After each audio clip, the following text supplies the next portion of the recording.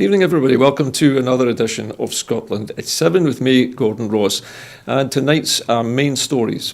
In Hong Kong, voters have delivered an unprecedented landslide for pro-democracy candidates in local elections, in a powerful show of solidarity with the city's protest movement and a rebuke to the government over its handling of the crisis. Over 6 months of escalating violence on the streets, Hong Kong's leader Carrie Lam had claimed support of a silent majority for her hardline response and refusal to compromise. Sunday's vote, widely seen as a proxy referendum on the city's future, exposed that stance as a sham. People turned out in record numbers to eject pro-Beijing politicians from district councils they had controlled across the city. They held on to a little over 10% of the 452 openly contested seats. Pro-democracy candidates won a majority of seats on all 18 councils, although they will only control 17 because a large number of government appointees shifted the balance of power in the island's district. Both the absolute numbers and in turnout rates, it was easily the biggest exercise in democratic participation that Hong Kong has seen, with many voters waiting for more than an hour to cast their ballots. Lam and her backers in China, who are unused to dealing with democratic challenges to their rule, must now decide how to respond. Lam said on Monday her government would respect the election results and would listen humbly to the views of the public, but Beijing took a less conciliatory tone. The Beijing government have responded to the stunning landslide victory by warning against further protests, and China's state media warned Hong Kong protesters not to test Beijing's patience. China's top legislative body, the National People's Congress, warned that it would use its authority, if necessary, to overrule the territory's judiciary. The Foreign Minister, Wang Yi, warned against attempts to disrupt Hong Kong. No matter how the situation in Hong Kong changes, it is very clear that Hong Kong is part of Chinese territory, he told reporters on the sidelines of a G20 meeting in Tokyo. Any attempts to disrupt Hong Kong or undermine its stability and prosperity will not succeed. And now to news closer to home. And the Scottish Greens launched their general election manifesto today, with climate issues spearheading their campaign. We'll now hear from their leader, Patrick Harvie, on the launch as it happened today. And thank you for joining us today for the launch of our Demand Climate Action Manifesto for the 2019 December the 12th election, which builds on, as you saw in the film, our Scottish Green New Deal publication that came out recently. I can't be the only politician who's been knocking doors and hearing from people all around the country, actually, what a mess we're in. The state of politics in the UK is distressing, it's causing anxiety, it's pushed a great many people into incredible vulnerability economically, and people recognise the need to get rid of Boris Johnson and his toxic government. People recognise the need to oppose Brexit and stand up for the rights and environmental protections that people in Scotland voted to keep in that 2016 referendum. And a great many people also see the positive opportunities of Scotland's place and our future as an independent member of the EU as well. I'm Claire Miller. I'm the Green councillor in Edinburgh City Centre, and I'm one of the candidates in this general election. The climate emergency requires an emergency response, and our manifesto for the 2019 general election builds on the Scottish Green New Deal that we've been working on. Our Scottish Green New Deal shows what the current Scottish Government could do right now if it wanted to shift the economy behind tackling the climate crisis. Make no mistake, that is a bold proposal, and that's because the climate emergency requires political bravery. The public sector has seen decades of decline under both Conservative and Labour governments, and the SNP are still using private finance to fund Scotland's infrastructure. And all this has left councils, as I well know, with less and less power to take the local action that's actually needed. The Scottish Greens would rebuild the public sector so that it's aligned behind efforts to reduce our carbon footprint and build a fairer, sustainable Scotland. That would mean the Scottish Investment Bank and enterprise agencies working with each other and sharing the same vision. It means a publicly owned energy company calling the shots. It means publicly owned transport companies integrated with one another to provide a convenient alternative to driving. It means radical land reform that would allow us to reforest Scotland to a European average, and it would mean retrofitting homes to make them warm and investing in heat networks. And as we've shown in our report on manufacturing, the Scottish Green New Deal would also provide thousands of new jobs in the clean industries of the future. That's because as things stand currently, whole communities are tied to a dwindling resource, the extraction of which is killing our planet. Their future, like all of ours, is uncertain. Our Scottish Green New Deal would secure all of our future. Our Scottish Green New Deal has focused on the powers available to the Scottish Government, but we clearly need to go further. Westminster is failing Scotland, and it's failing our planet. Scottish Green voices are needed in the House of Commons, especially when all other parties have failed to recognise the urgency of the climate crisis. Reserved powers over energy, taxation and employment law would give our Scottish Green New Deal real teeth. We would reverse the Tory cuts to fuel taxes, which have pushed up demand for polluting vehicles. We would tax those vehicles in the first year and force the oil giants to provide electric vehicle charging points on their forecourts. This would raise enough money to begin phasing in free public transport for everyone. We would end the subsidies of oil and gas and use the money to bring in a real, meaningful transition for our communities. We would tackle unequal pay because wealth is part of the problem, not the solution. We would rid our country of nuclear weapons so that Jo Swinson does not have the chance to use them. And we would abolish the institutionally racist Home Office and replace it with agencies that recognise human dignity and human rights. Ultimately, we would devolve power back to communities and continue to campaign for an independent Scotland. We believe that a small independent nation, which is a willing partner in Europe, would be more agile in tackling the climate emergency and could lead real change across the continent.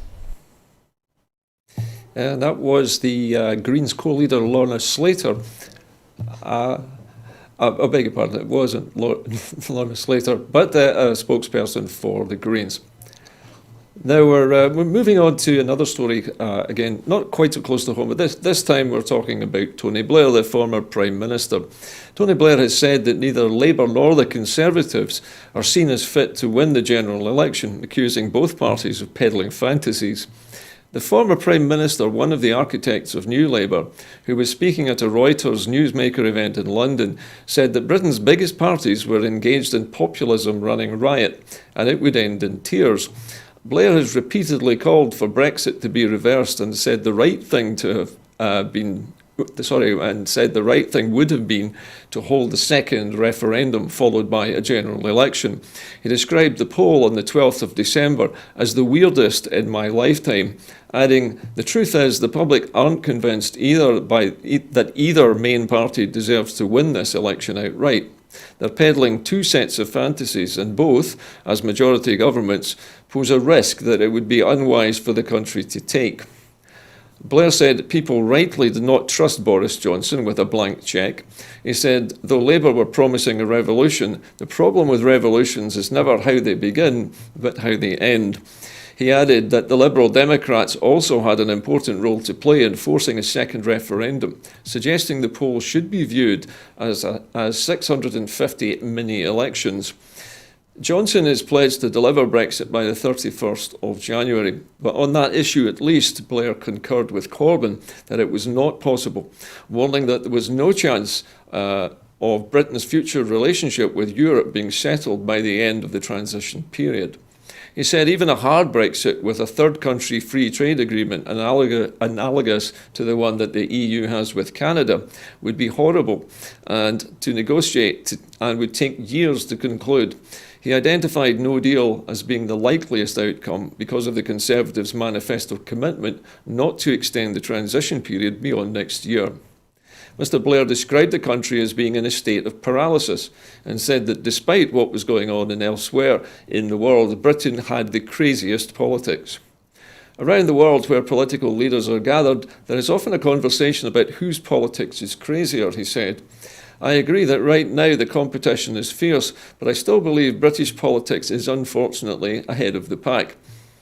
He accused the two main parties of appealing to extremes, leaving the remainder of the electorate who did not subscribe to their ideas scratching their heads, changing their minds, floating and unsure.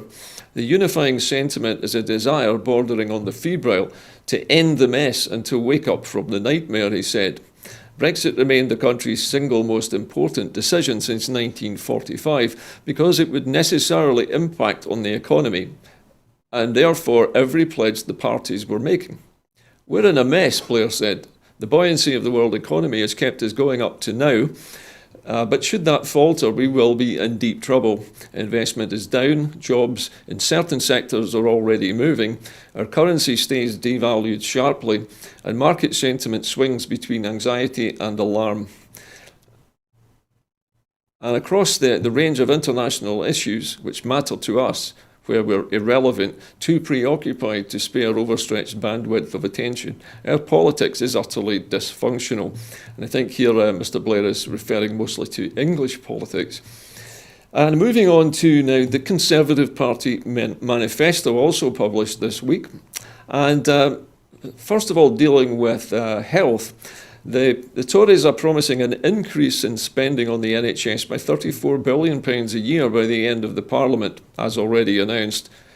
To build and fund 40 new hospitals over the next 10 years, enshrine the long-term funding plan for the NHS in law, to deliver 50,000 more nurses, providing them with the maintenance grant of £5,000 to £8,000 a year, effectively bringing back the nursing bursary that was scrapped by the Conservatives 2 years ago. And they also plan to create 50 million more GP appointments each year by recruiting and training 6,000 more general practitioners and 6,000 more primary care doctors. They are also planning, beg your pardon, I think, according to the story, it's saying that they're creating 50 million more GP appointments each year, not GPs, in case anybody was mixed up about that. They're also planning to allocate 1 billion extra for social care in every year of the next Parliament and to build cross-party consensus on how it should be funded in the long term, while guaranteeing that no one should have to sell their house to pay for care. They are also planning to make finding a cure for dementia a priority, doubling funding for research. The NHS has undoubtedly been the main domestic issue of the campaign so far, with attempts at spending one-upmanship between the Tories, Labour and the Liberal Democrats, and claims that a post-Brexit US trade deal would allow the NHS to be put up for sale, dominating coverage outside of the UK, leaving the EU. But some of Boris Johnson's key NHS pledges have proven to be problematic. The Prime Minister's claim that the government will build 40 new hospitals rapidly fell apart in late September, although he continues to push the misleading assertion.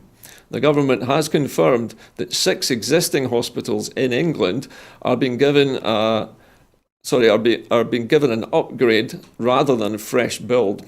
Another 21 hospital trusts are being given £100 million in seed funding to prepare a business case for their hospitals, but no money for any actual building work. The work would then start between 2025 and 2030. And on the manifesto launch day, the pledge to recruit 50,000 was immediately thrown into doubt when it emerged that 19,000 would be retained staff and 12,000 would be from overseas. That, I believe, refers to nurses, although the report we have does not mention that. And coming back to Brexit, the manifesto by the Tory party says that they're going to start putting the withdrawal agreement signed with the EU27 in Brussels last month through Parliament before Christmas and hopefully to leave the EU in January.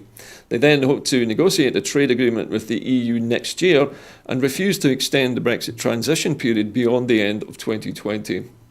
There are plans also to legislate at the same time to underpin workers' rights, environmental protections and consumer rights.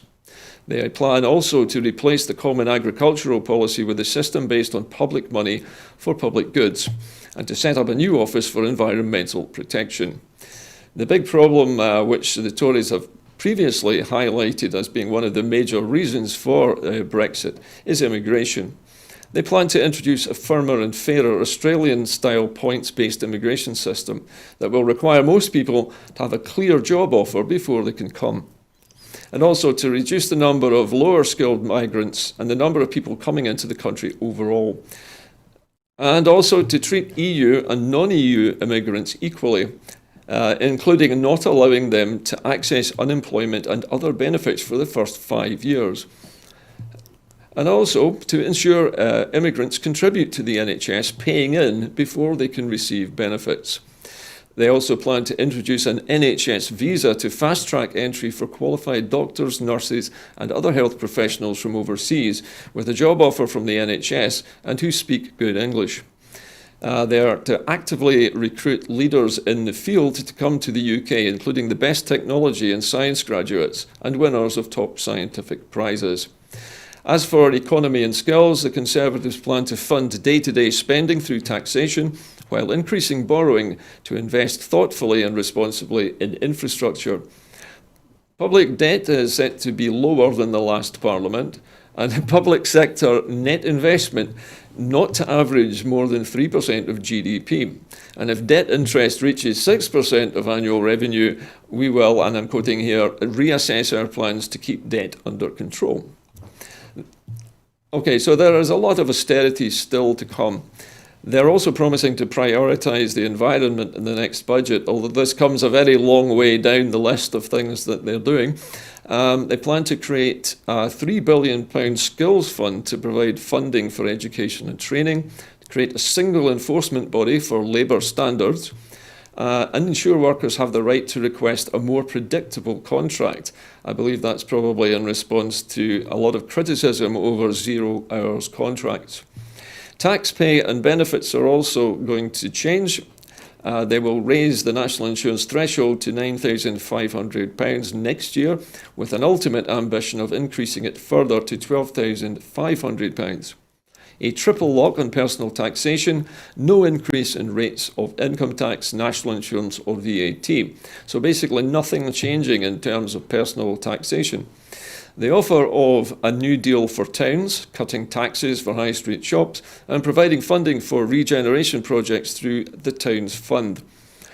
The Conservative also planned to continue the rollout of the much reviled universal credit and to make sure it works for the most vulnerable, despite criticisms of its 5-week waiting time for candidates to receive their money. Now, we're going to now move to the response. We have, I beg your pardon, foreign policy and defence.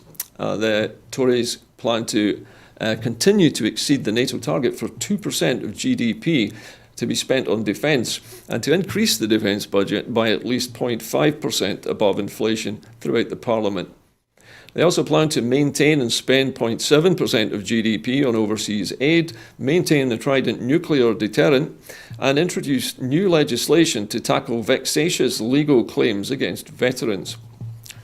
As he presented the manifesto, Mr Johnson moved fast to put to bed reports that troop numbers could be cut under a Conservative government. According to the Sunday Times, defence chiefs are discussing plans to slash the size of the army amid fears of further cuts. But asked by reporters whether troops would be cut, Johnson replied with a firm no. It is correct, however, that the manifesto does not include a firm pledge to maintain the overall size of the armed forces, as it did under Theresa May in 2017. The 2015 Tory manifesto pledged to keep the Army's strength at a minimum of 82,000, but that commitment was dropped, with the figure hovering around 73,000.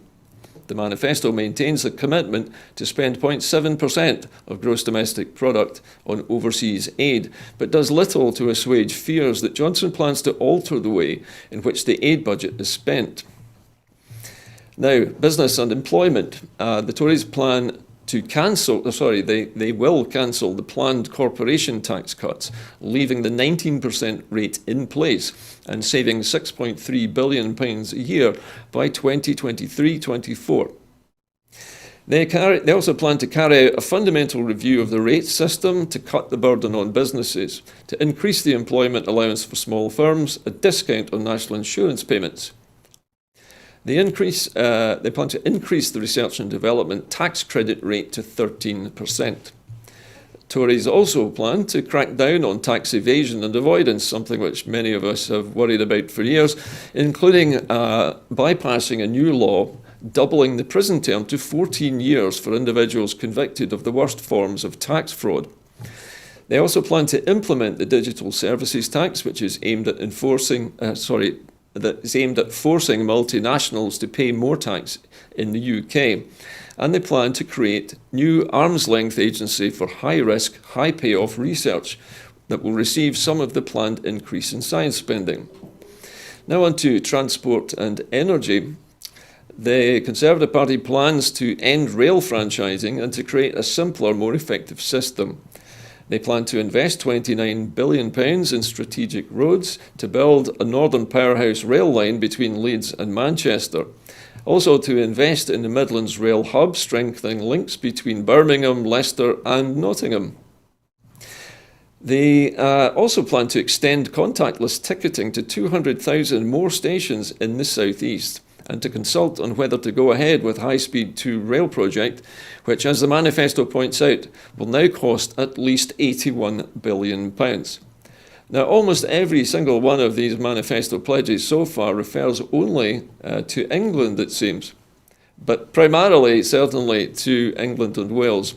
Now, moving on, the Tories plan to restore many of the rail lines closed down during the beaching cuts, reconnecting many small towns, and to launch the biggest ever pothole filling programme, something which is dear to my heart and many other people's hearts, I dare say. They plan to create a new £350 million cycling infrastructure fund.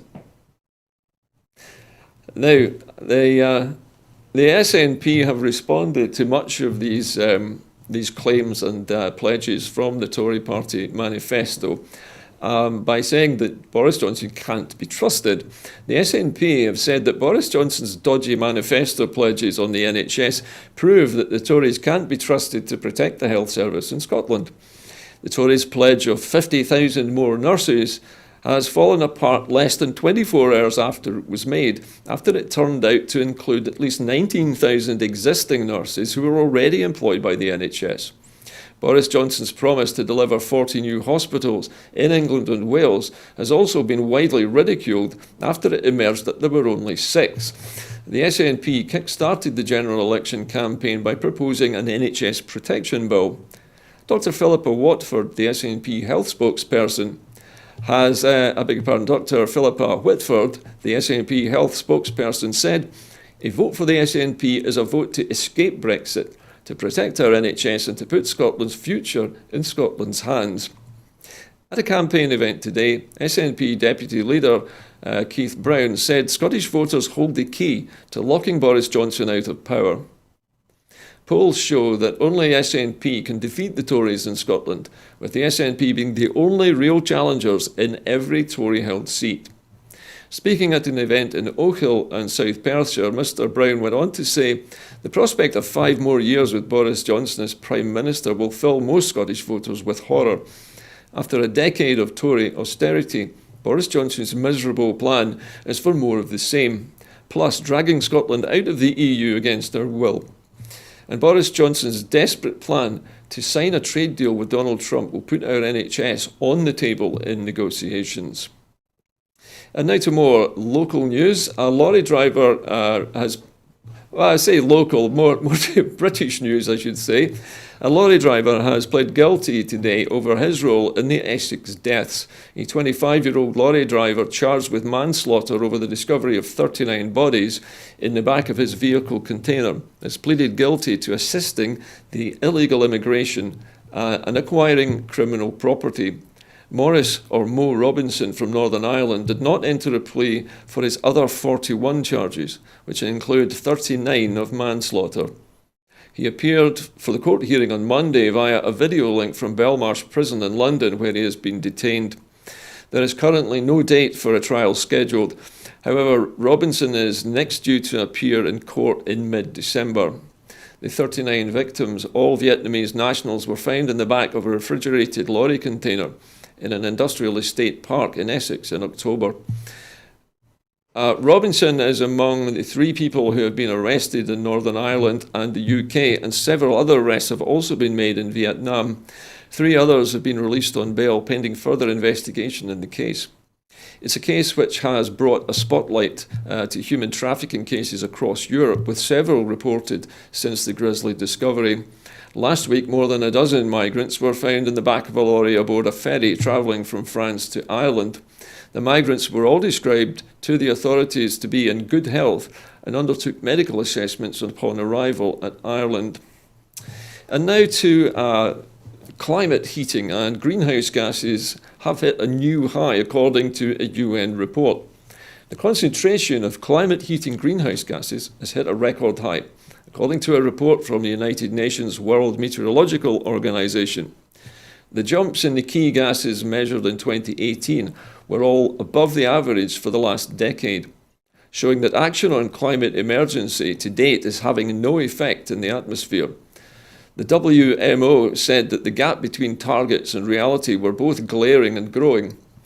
The rise in the concentration of greenhouse gases follows inevitably from continued surge in global emissions, which was described as brutal news for 2018. The world scientists calculate that emissions must fall by half by 2030 to give a good chance of limiting global heating to 1.5 Celsius, beyond which hundreds of millions of people will suffer more heat waves, droughts, floods, and poverty. But Petteri Talas, the WMO Secretary General, said there is no sign of a slowdown, let alone a decline, despite all the commitments under the Paris Agreement on climate change. We need to increase the level of ambition for the sake of the future welfare of mankind. It's worth recalling that the last time the Earth experienced a comparable concentration of carbon dioxide was 3 to 5 million years ago, and back then the temperature was 2 to 3 degrees warmer and the sea level was 10 to 20 metres higher than now, in a way emphasising the flood risk posed by such high temperatures. 3/4 of the emissions cuts pledged by countries under the Paris Agreement of 2015 are totally inadequate, according to a comprehensive expert analysis published earlier in November, putting the world on a path to climate disaster. Another report has found that nations are on track to produce more than double the fossil fuels in 2030 than could be burned while keeping heating under 1.5 Celsius. The WMO report published on Monday found the global average concentration of CO2 reached 407.8 parts per million in 2018, up from 405.5 parts per million in 2017. It is now 50% higher than it was in 1750, before the Industrial Revolution sparked the widespread burning of coal, oil and gas. Since 1990, the increase in greenhouse gas levels has made the heating effect of the atmosphere 43% stronger. Most of that, 4/5 of it, is caused by CO2. But the concentrations of methane and nitrous oxide, the 2 other key greenhouse gases, have also surged in 2018 by a higher amount than the annual average over the last decade. Methane, which is produced by cattle, rice paddies, and fossil fuel exploitation, is responsible for 17% of the heating effect.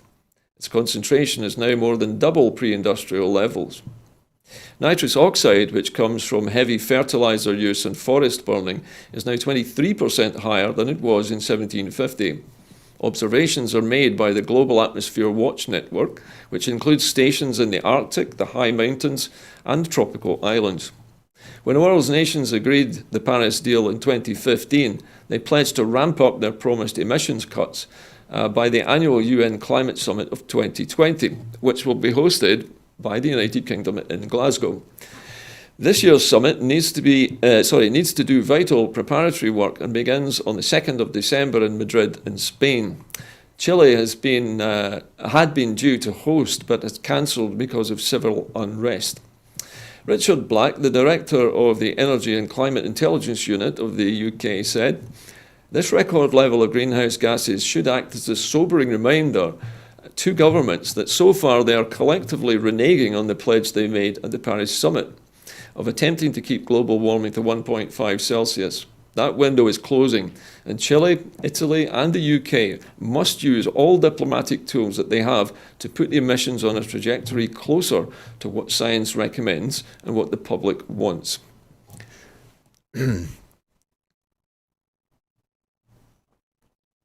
Now, staying with the idea of stopping emissions, Scottish Power plans a major expansion of its onshore wind farms. Scottish Power has begun plans for a major expansion of onshore wind farm projects across Scotland in anticipation of a government U-turn on support for wind power projects.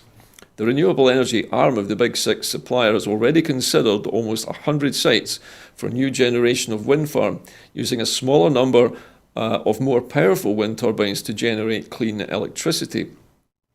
Most of the sites are in Scotland, but the company is also considering plots in Ireland. Scottish Power expects the Tory party's block on onshore generation to be cast aside in the next Parliament due to the growing need for cheap, clean energy to power the UK towards its climate goals. Lindsay McQuaid, the Chief Executive of Scottish Power Renewables, says that she expects to see the next government match the ambition of the UK's legislated climate targets with support for renewable energy development. The government's official climate advisors, the Committee on Climate Change, the CCC, has said that the UK will need to build at least 1,000 megawatts of onshore wind energy every year for the next 3 decades if it hopes to meet its target to create a carbon-neutral economy by 2050. This steady rollout is necessary, in addition to building offshore wind farms at 4 times the present rate. McQuaid said this meant renewable energy developers must start planning now to have a hope of meeting the target. She said Scottish Power had a pipeline of energy developments across the UK, particularly in Scotland, where there's excellent natural resource. Scottish Power is developing an ambitious pipeline of onshore renewables that could deliver investment, create jobs, and power our lives in the most economic way possible. If the commitment of net zero is to be a reality, I expect to see support from the government to match it, she said. The Tory party is under pressure to reverse its block on government support for new onshore wind farms, which was put in place by the former Prime Minister David Cameron in 2015. The clampdown blocks onshore wind developers from competing for support contracts and caused the rollout of new onshore wind capacity to fall by nearly 80% last year, to the lowest level since 2011. The CCC has warned that the UK is unlikely to be able to develop enough renewable energy projects without government-backed contracts. Even subsidy-free projects would need a government deal to help negate the investment risk and to reduce the costs, the committee has said. McQuaid said that there was a broad political consensus to decarbonise our economy as rapidly as possible so that we live and work in a clean, green and sustainable manner. We expect cross-party commitment to deliver a viable route to market for onshore wind, the cheapest form of new electricity generation.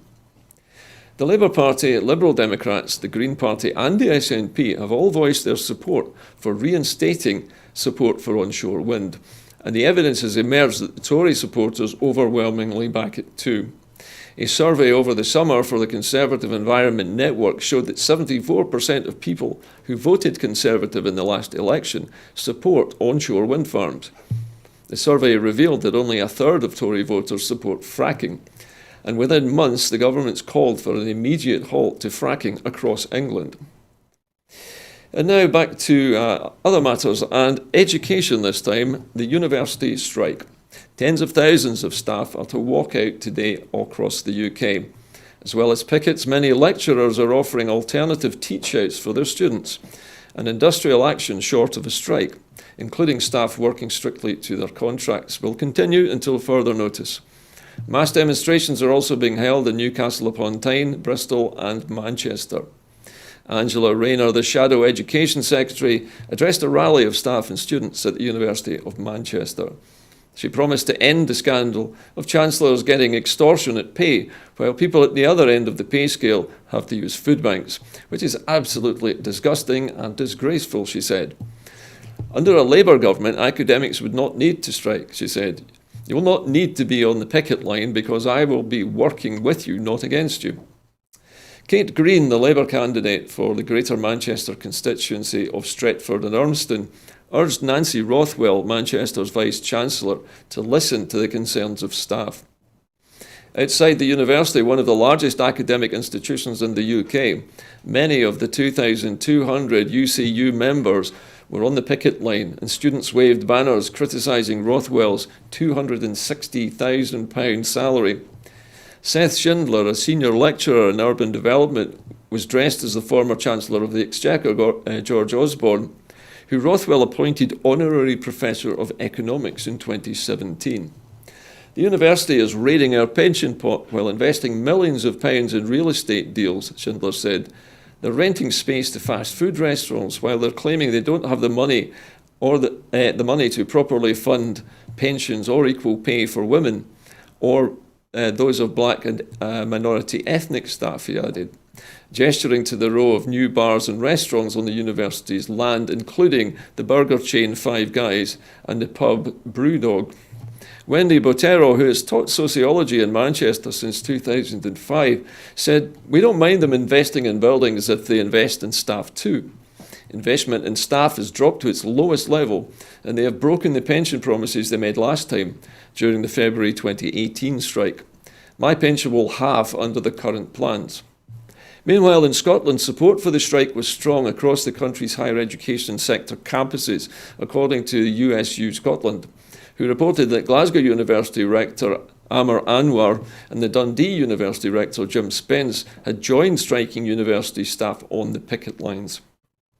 And now to the SNP and their demand for more powers for Scotland to tackle the drugs emergency. The SNP have announced that their MPs at Westminster will issue fresh demands for the powers of drug laws to be handed over to Holyrood. The call for further devolved powers follows shock new figures published earlier this year, revealing a rise in Scotland's drug-related deaths. Almost 1,200 people lost their lives in 2018, 253 more deaths than the previous year, an increase of 27%. SNP MPs will make a fresh case as soon as Parliament returns for the UK government to allow for the legal drug consumption rooms. The Glasgow Central SNP candidate Alison Thewlis said Westminster is stuck in the past. A vote for the SNP on the 12th of December is a vote to put issues that matter to Scotland in the hands of the Scottish people. We are facing a public crisis in Scotland, and the current UK drugs law is not working, and that's the reality. And that about wraps it up for this evening here on Scotland at 7. I will be back again on Thursday evening to present the programme again. Kenny should be in tomorrow and Wednesday to look after your needs. But in the meantime, as usual, remember that making programmes for you is an expensive business, and we need your help to keep our studios running and to pay our bills. So if you wish to become a supporter of Broadcasting Scotland, you can do so by following the instructions on the screen now. In the meantime, from the small crew this evening at Broadcasting Scotland and from me at Scotland at 7, a very good night to you.